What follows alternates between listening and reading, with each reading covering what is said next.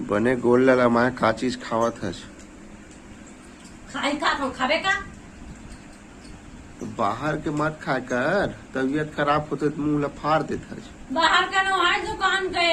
अरे वो के बाते काहे के बात है? का चीज है वो? मूंगा दे।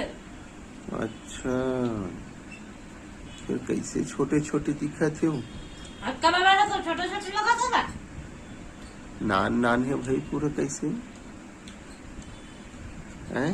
चुपचाप रहे का खाई में गला छोटे बड़े नहीं जा तोला।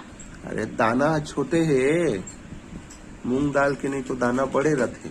रख देना, स्वाद तो ही है। नहीं तब हो तब हो स्वाद वही छे वो जान डरे हो। स्वाद से मतलब रखना चाहिए, समझ लो, छोटे बड़े एक्चुअली कहना चाहिए। अच्छा हाँ ठीक कहा था।